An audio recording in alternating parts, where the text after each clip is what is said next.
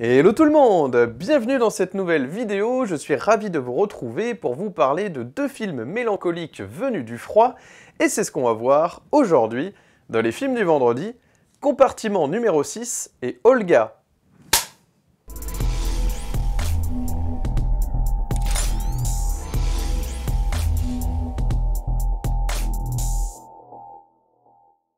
Salut à tous et bienvenue dans les films vendredi. Aujourd'hui, j'ai l'immense plaisir de revenir sur Compartiment numéro 6 de Juho Kuosmanen, ainsi que Olga d'Eli Grapp. Mais avant toute chose, j'aimerais tout de même faire le point sur Cry Macho, réalisé par Clint Eastwood, avec Clint Eastwood en vedette. Adapté du roman éponyme d'N. Richard Nash, qui a publié donc ce roman en 1975, et en 1988, Clint Eastwood avait déjà manifesté son intérêt d'adapter cette œuvre. Mais il était pris par un autre tournage, donc le film va tomber entre les mains d'un autre cinéaste en 1991, avec un film donc inachevé, avec en vedette Roy Scheider. Nous sommes ensuite en 2003 où Arnold Schwarzenegger est pressenti pour une nouvelle adaptation, cette fois-ci achevée, normalement, si tout se passe bien, de Cry Macho donc, mais comme vous le savez, en 2003, donc Arnold Schwarzenegger était gouverneur de Californie, donc il a dû décliner l'offre. Et donc en attendant, eh bien écoutez, un gros gap, puisque nous arrivons en 2020 où Clint Eastwood nous a déjà pondu tous ses chefs-d'œuvre, et Clint Eastwood reprend le relais, donc cette fois-ci il va vraiment pouvoir adapter cette œuvre enfin, avec donc Nick Schenk au scénario, qui reprend la version scénario elle-même écrite en fait par N. Richard Nash, qui avait déjà fait donc une version scénario de son roman, si vous voulez.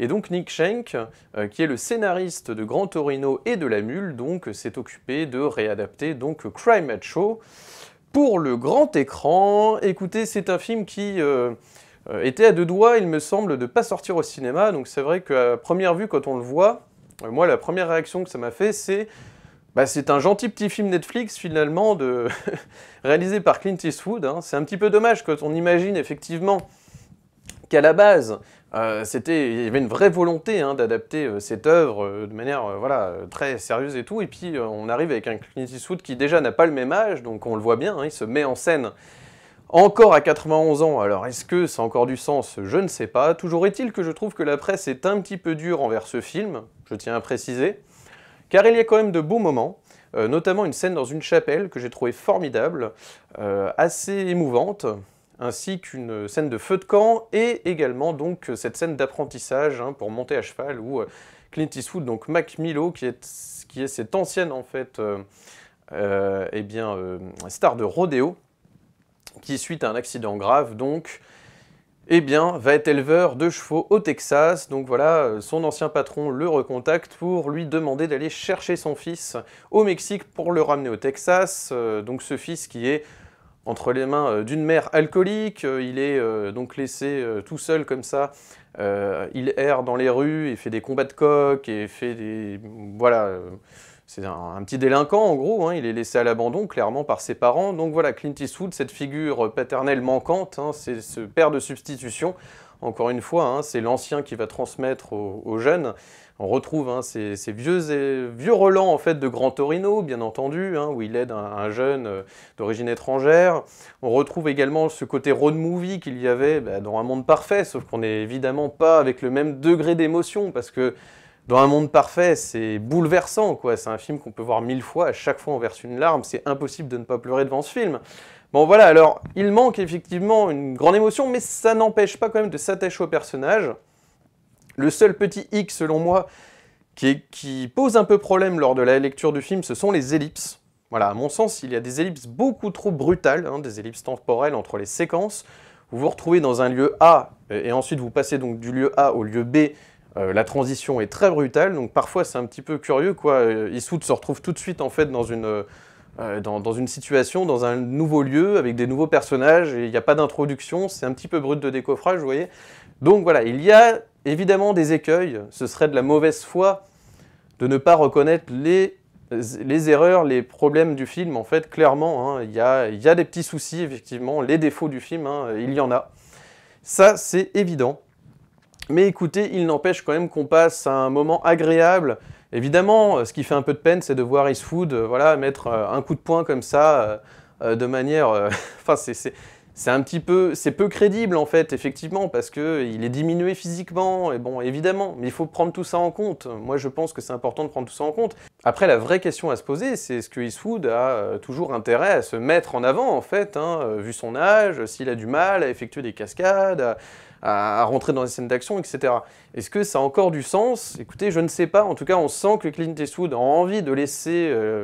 voilà, de se mettre encore un peu en scène, puisqu'il se sent probablement un peu partir, lui aussi. On sent le film Testament. Hein, à chaque nouveau film, on se dit c'est peut-être le dernier. Et Eastwood nous le fait savoir, en fait. Hein. Vous verrez à la fin de Cry Macho, si vous le voyez, hein, on sent vraiment qu'il veut laisser encore... voilà, c'est les valeurs hein, qu'il véhicule dans ses films. Il veut continuer de les véhiculer. Donc écoutez, en cela c'est plutôt salutaire, mais effectivement, encore une fois, évidemment, je ne vais pas faire comme si ce film n'avait pas de défaut. Ça, c'est évident.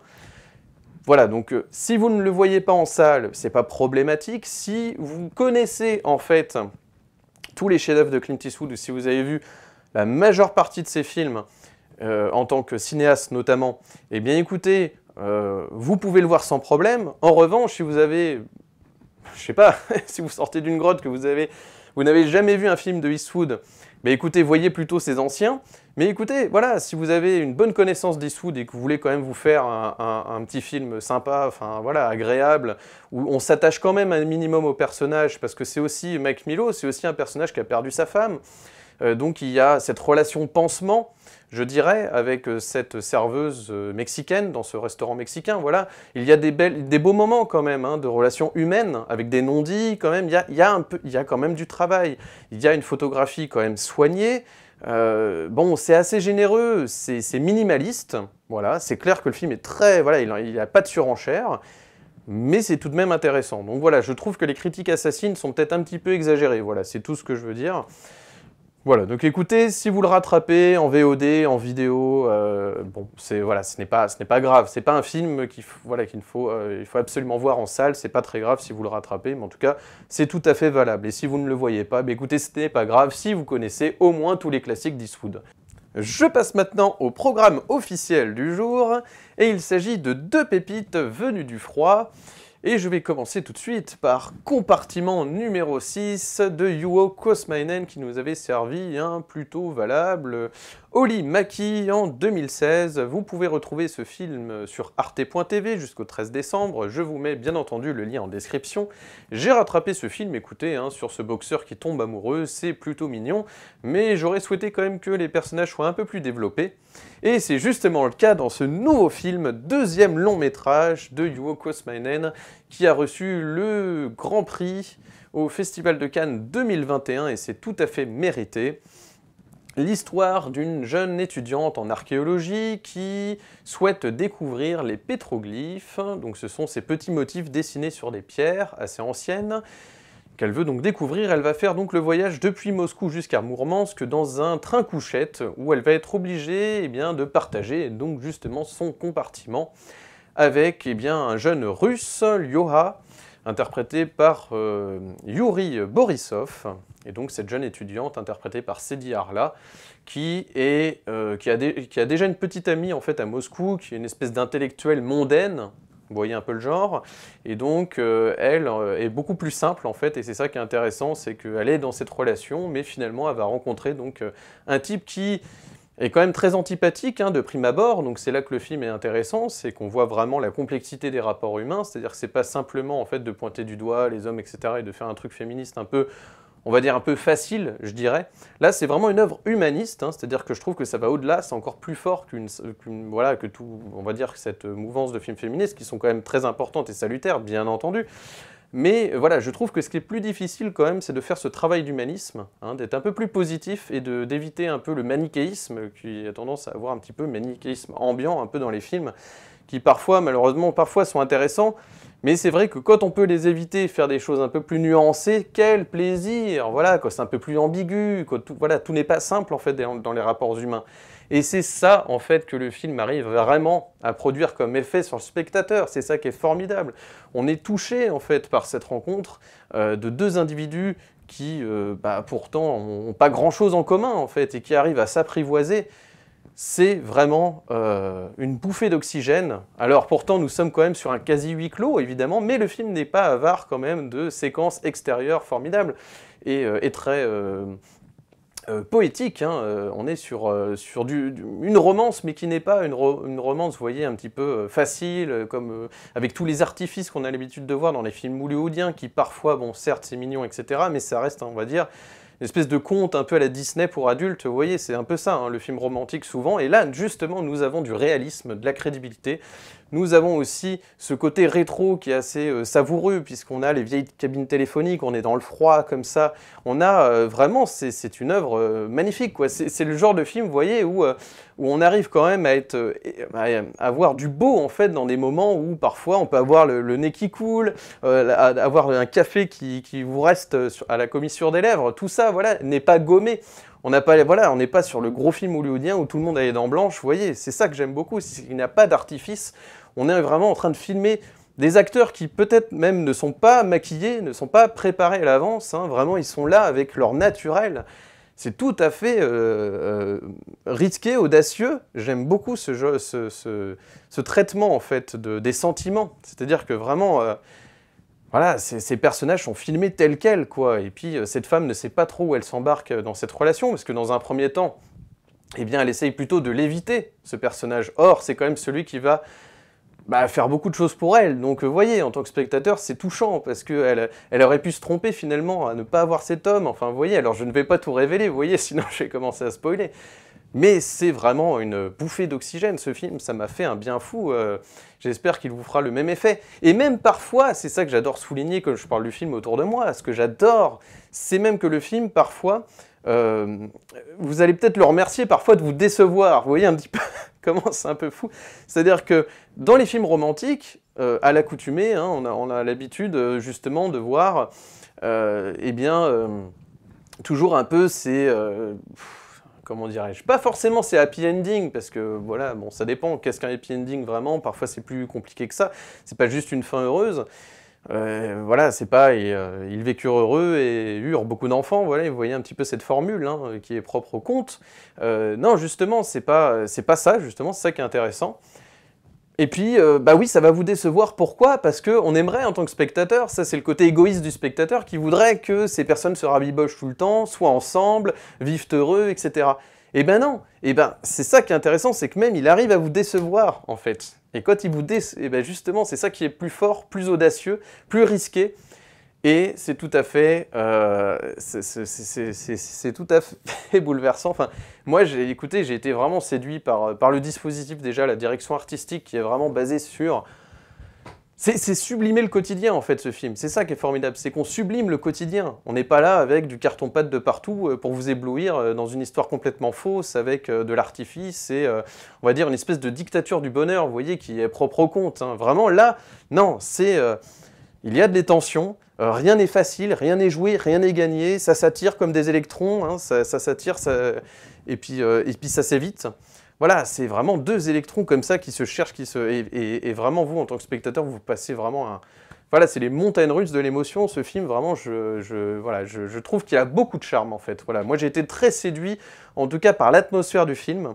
Vraiment, je trouve que... Crossmanen arrive justement à montrer en fait vraiment la difficulté d'être ensemble. C'est ça les meilleurs films sur les romances, hein, sur voilà, alors évidemment, moi j'aime bien citer Maria's Lovers, je ne sais pas si vous le connaissez, ce film de Konchalovsky, voilà, d'un réalisateur russe justement, avec Natasha Kinski. Voilà, ça c'est des films justement qui me font penser en fait un petit peu à ce genre d'atmosphère où on traite les rapports humains de manière très complexe, parce que rien n'est facile en fait, tout est ambigu dans une relation amoureuse, et je trouve que vraiment c'est le regard qu'il porte en fait sur les individus et sur l'amour est vraiment très pertinent. Et ça fait vraiment du bien, ça sort en fait des codes du genre en fait. Et moi j'aime beaucoup quand les codes du genre sont questionnés. Vous verrez, même dans des séquences, il va questionner même le Titanic, vous verrez, enfin vous verrez, hein, je vous laisse découvrir, mais il va questionner les codes du genre même. Donc c'est formidable. Écoutez, on est pris dans cette histoire de train-couchette, on fait le voyage en fait avec cette jeune étudiante, c'est d'une poésie, mais vraiment, écoutez, poésie magistrale. J'ai beaucoup aimé, été beaucoup séduit par cette histoire. Voilà, je ne vais pas crier au chef-d'œuvre pour autant, je vous rassure tout de suite. Voilà, c'est aussi un gentil petit film, mais qui est bien supérieur à Olimaki, donc son précédent film. Déjà bien supérieur, parce que les personnages sont très bien traités, vraiment très bien traités. Et on se retrouve dans des situations, vous verrez, je n'en dis pas plus, hein, donc avec ce jeune russe, et on voit qu'il est très ambigu, ce personnage, et complexe, en fait. Et c'est là que c'est formidable, c'est là que je trouve que ça fait avancer beaucoup de choses dans les rapports humains. C'est qu'on montre la complexité, en fait, interne, vraiment des individus, en fait. Waouh. Donc voilà, coup de maître pour moi, pour ce compartiment numéro 6 de Youo Cosmanen. Écoutez, voyez-le en salle, là, pour le coup, ne boudez pas votre plaisir, hein. Allez voir ce film en salle. Ça fait vraiment du bien, en couple ou pas, ça peut faire du bien aussi en couple, justement. Donc voilà, une bouffée d'oxygène. Voilà, très beau film finlandais, compartiment numéro 6. Je passe maintenant au dernier film du jour, et il s'agit d'un nouveau coup de cœur, Olga d'Eli Grapp, avec Nastia Boudiashkina dans le rôle titre. Celui d'une jeune athlète de 15 ans qui prépare les championnats européens en vue des JO dans son pays, donc en Ukraine. Elle va rapidement devoir quitter son pays pour représenter finalement la Suisse, donc à ces championnats européens, puisqu'elle fuit évidemment la révolte de Kiev en 2013. Cette révolte sanglante, hein, vous savez, au moment où donc le président ukrainien voulait se rapprocher des Russes, et voilà, éviter de faire partie intégrante de l'Europe, hein. En tout cas, voilà, il s'éloignait des idées européennes, et ça a créé donc eh bien une révolte, hein, une véritable guerre civile dans le pays.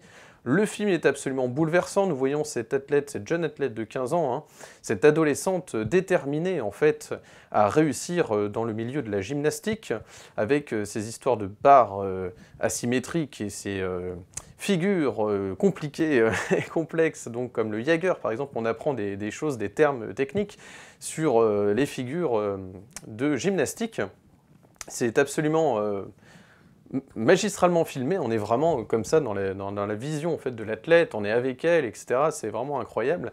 On voit également la détermination pardon, de cette jeune adolescente, vraiment, ça c'est beau à voir, c'est de voir que quelles que soient les situations, elle a quand même une mère qui est journaliste et qui est pris pour cible en fait, hein, dans ces émeutes, dans ces attaques civiles, ces manifestations.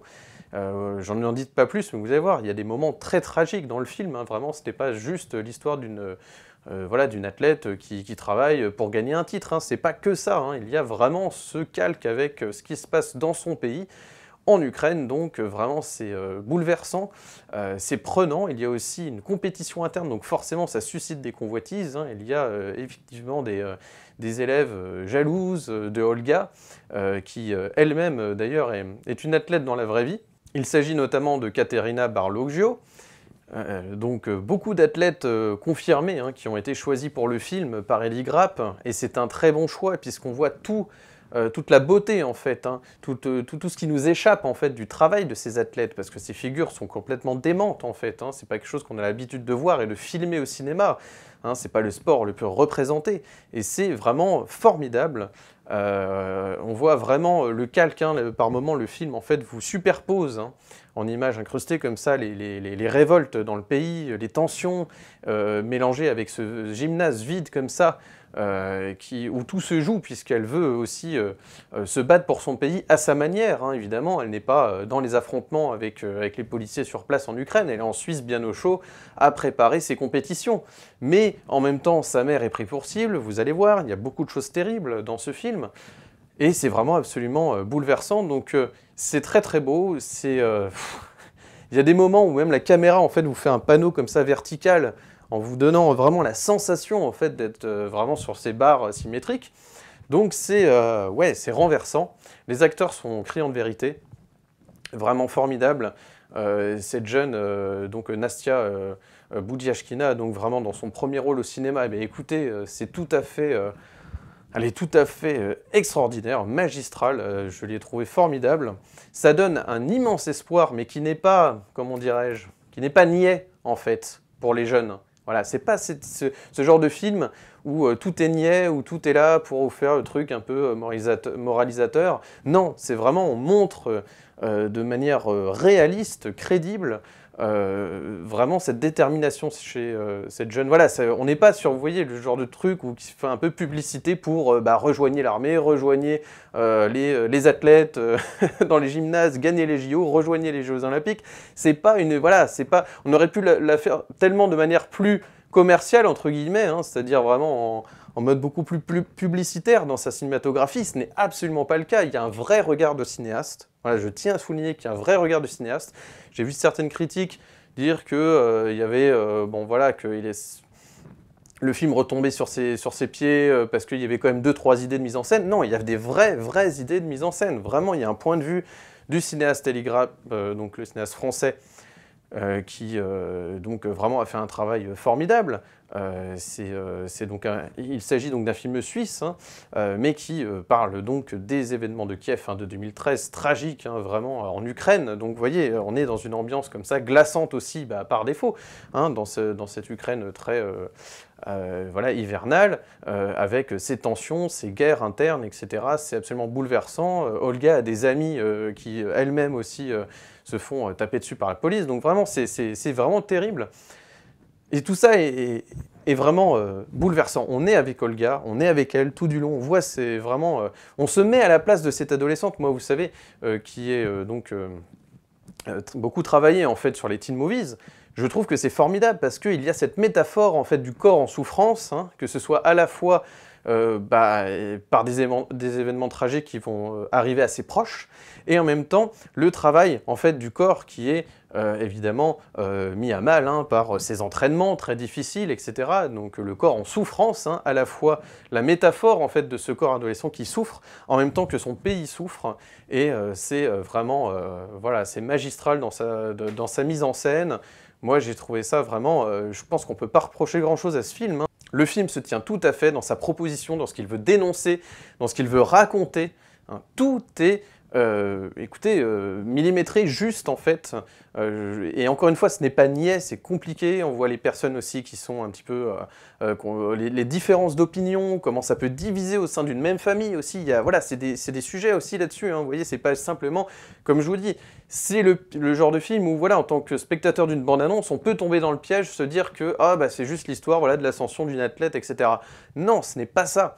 Et il y a tellement de sous-textes en fait dans ce film, hein, ça raconte beaucoup de choses, c'est aussi l'émancipation de cette jeune bien entendu, mais aussi comment on fait pour s'accomplir dans un milieu très compétitif, dans un milieu aussi où les tensions sociales dans son propre pays fait qu'on n'a pas le droit de représenter un autre pays normalement et que pour devenir suisse il faut pas être ukrainien, enfin vous voyez, enfin, c'est terrible quoi, on n'est pas libre de ses choix en fait, c'est ça qui est terrible, on n'est pas libre de ses choix et cette fille, malgré tous les obstacles qu'elle a devant elle, malgré tous les obstacles, que ce soit à la fois personnel, il y a des événements encore une fois tragiques, son pays à feu et à sang, et qui arrive en fait à toujours garder la tête haute et la tête froide surtout, et garder son calme, et vraiment c'est absolument bouleversant. Donc écoutez, vraiment, on a deux beaux films humanistes aujourd'hui dans les films du vendredi. Voilà, c'est ce compartiment numéro 6 et ce Olga. Écoutez, il faut absolument voir ces deux films. C'est bouleversant, de mélancolie, mais pas dans le sens, comment dirais-je, fataliste du terme. Vous voyez, c'est des films qui donnent de l'espoir, justement. Hein. C'est pas de la mélancolie du style, ouais, vraiment fataliste, où il n'y a pas d'espoir, où on est là uniquement pour avoir des idées pessimistes et ne pas avancer. Non, en fait, ces deux films remplissent vraiment tous les éléments d'un film qui évite le côté niais, le côté artificiel. C'est brillamment écrit, quoi, vraiment pour éviter tous les écueils, tous les pièges en fait scénaristiques qui feraient tomber le film dans quelque chose de facile, vraiment. Donc il y a un vrai travail. Moi j'ai pris deux belles claques vraiment avec ces deux films et je tiens à le dire. Aujourd'hui ce sont vraiment les films que je veux vous donner envie d'aller voir. Donc écoutez, voilà, c'est encore une fois des beaux placements de caméra, vraiment je les trouve très, très soignés. Les répétitions, les séquences de répétition sont très bien faites hein, dans ce Olga. C'est incroyable, vraiment, moi j'ai pris vraiment... Enfin, c'est un vrai plaisir, quoi, et jusqu'à son dénouement, et encore une fois, ça fait écho à Compartiment numéro 6, on n'est pas dans une fin facile, et en même temps qui est porteuse d'espoir sans être niais, enfin, vous voyez, voilà, c'est ça qui est difficile à faire aujourd'hui, c'est difficile parce qu'on est aussi dans beaucoup de films qui sont consensuels, qui sont uniquement, je dirais, consensuels, et qui dépassent pas leur statut de film vraiment qui répond juste à la mode ambiante, en fait, hein, vraiment, hein, parce qu'il y a aussi, comme dans le vestimentaire, des modes, hein, évidemment. Mais voilà, ça évite tous ces pièges, ça a une vraie personnalité, une vraie singularité, donc c'est un cinéma tout à fait réjouissant, que je vous propose donc d'aller voir aujourd'hui dans les films du vendredi. Donc, Compartiment numéro 6 et Olga, foncez aller voir ces deux films au cinéma tant qu'ils sont à l'affiche. C'est un pur bonheur. Si vous avez aimé cette vidéo, n'hésitez pas à mettre un pouce bleu, de vous abonner, d'activer la cloche pour ne manquer aucune de mes nouvelles vidéos et de me suivre sur Instagram, Steph_LFTV. N'hésitez pas à m'ajouter sur les réseaux sociaux afin d'être tenu informé des nouvelles critiques sur la chaîne. Et vous pouvez également me laisser un petit commentaire sous cette vidéo, ça fait toujours plaisir, et ça permet de continuer le débat sur les films que je présente. Donc c'est vraiment un pur bonheur de vous lire, donc n'hésitez pas. En attendant, eh bien écoutez, la prochaine vidéo devrait s'intéresser à House of Gucci, de Ridley Scott, ainsi que Memoria avec Tilda Swinton, en toute logique, voilà. En tout cas, House of Gucci, c'est sûr. Memoria, c'est un peu moins sûr, mais écoutez, en tout cas, c'est un petit peu ce qui me trotte dans la tête, donc on verra pour la prochaine vidéo. En attendant, moi, je vous souhaite un excellent vendredi, un excellent week-end, et d'ici la prochaine vidéo, comme toujours, n'oubliez pas, prenez les films pour ce qu'ils sont. Allez, ciao!